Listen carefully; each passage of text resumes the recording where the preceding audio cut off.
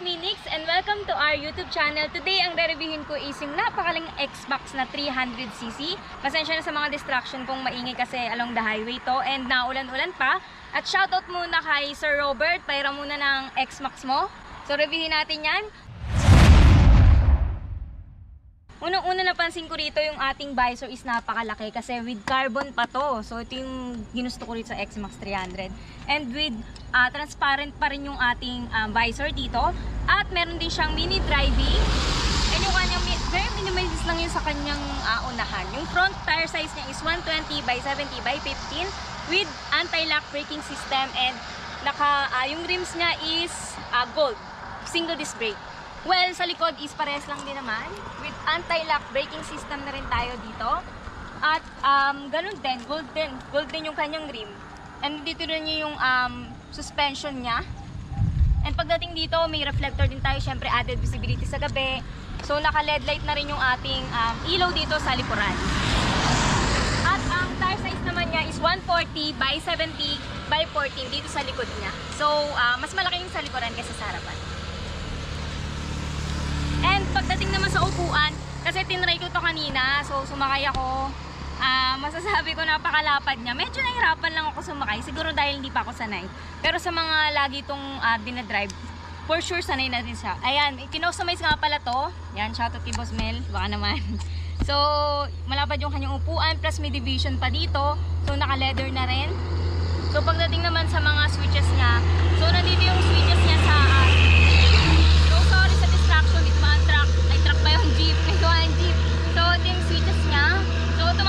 automatic naman yung motor natin. So pagdating sa mga dahil automatic to, nandito yung kill switch niya, yung hazard nandito rin, yung trip, yung info pagdating dito sa ating digital. And also nandito na rin yung horn, yung horn natin, in yung turning signal light nandito na rin, plus yung high and low beam. So nga pala, dahil yung may-ari nasa abroad, pinalitan siya ng V-lane pipe kasi maingay siya. And yung naka-RCB shock din tayo. Pagdating sa caliper, talagang solid kasi naka-Brembo caliper na rin tayo. Like na sinabi ko dito sa mini driving light is naka-TDD na tayo. And ang kulay nga pala nito is chameleon. So napakaganda kasi napaka-unique ng kulay niya. Hindi siya basta-basta makikita sa daan lang. X-Max 300cc, seat height is 31.3. Ang bigat natin is 397. Liquid-cooled 4-stroke single overhead cam. 21 horsepower. Our bore stroke is 70.2 mm by 75.9 mm. Our compression ratio is 10.9 by 1 and 13 liters. Alright, nakita nyo naman yung specs ng ating X-Max 300.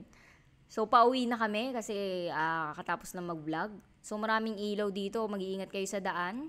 Kasi medyo malaki yung hawak ko na motor. Ay, hindi pala ako yung may hawak na motor. Actually, OBR lang ako rito. So, susunod nga pala na vlog ay may kasama na akong isa. So, dalawa na kami. At magvo-voice over din siya. Medyo shy type lang siya kaya ako muna sa ngayon. So, di ko alam kung saan kami papunta. Puntang langit ata to. Basa-basa pa yung daan. Dahil ang lakas ng ulan. Kung mapapansin nyo sa video namin kanina, sobrang lakas talaga ng ulan doon at may mga distraction pa talaga. Pero tuloy-tuloy pa rin ang vlog. Ang masasabi ko dito sa X-Max 300 na motor, napakalaki naman talaga motor at kakaiba din yung kanyang kulay. Hindi mo kasi makikita pang karaniwan. Kasi makikita natin mga kulay itim o kulay red. Pero ito kasi chameleon eh. So kakaiba. Kakaiba yung kulay niya at sobrang lapad ng upuan. So, para sa akin, dahil OBR nga ako dito, angkas lang naman ako dito. So, sabit-sabit lang tayo. Eh, malapad talaga yung upuan. Pero, syempre, medyo nakakangalay kasi buka ka. So, pero hindi ko na alam kung saan kami papunta. Ang dilim pala rito.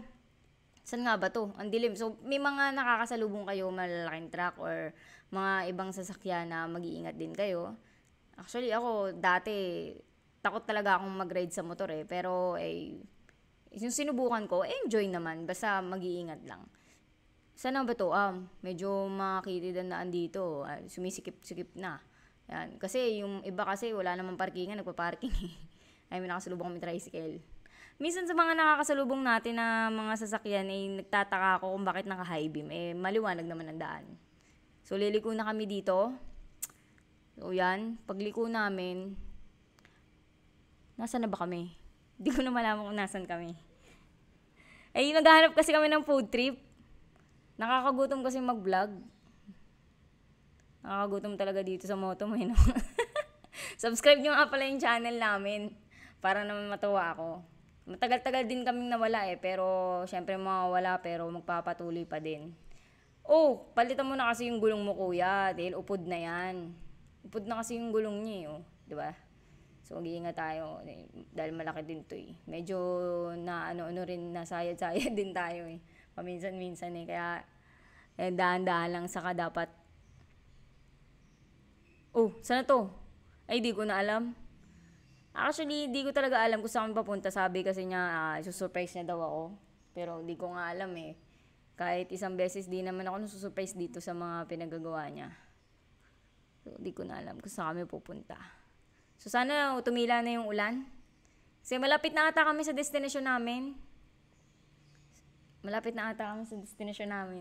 Di ko nga alam papuntang saan ba ito, papuntang langit. Isisikreto ko mga po muna. Isisikreto ko muna kung nasan kami ngayon.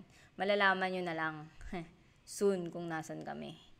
Pero sa mga nakakaalam ng lugar na to, shoutout sa inyo. Shoutout nga pala sa mga viewers namin na patuloy na sumusuporta sa Motomo. Sana manood pa rin kayo. Kahit mga isang buwan, di ko alam kung kailan kami huling So, eto, commercial muna tayo. Andito kami sa Honda TMX. Nasa Star Honda nga pala kami yan. Ito yung Beat naming nireview. Ito yung mga nireview namin in the past. So, ayan, memories bring back home Bobber 700 at ito yung Click na 125 na V3 bagong version yan. So, napakaganda rin yan.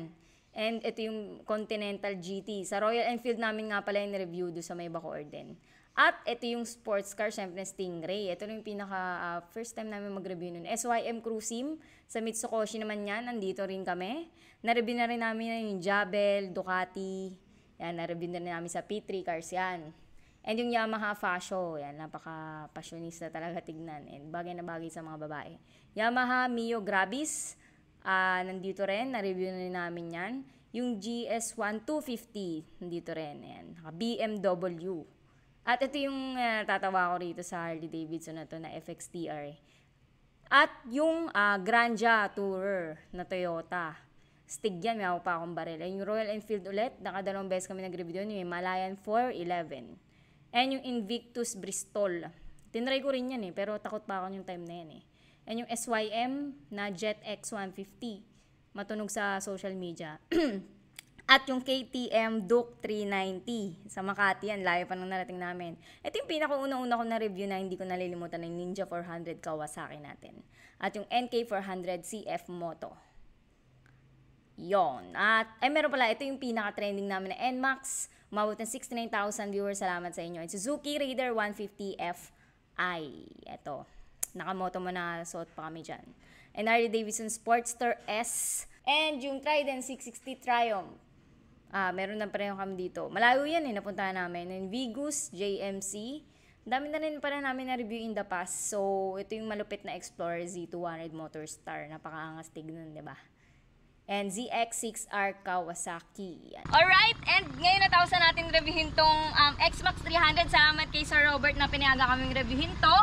So, don't forget to subscribe to our YouTube channel, Motomo, and our Facebook. So, see you on our next videos. Bye!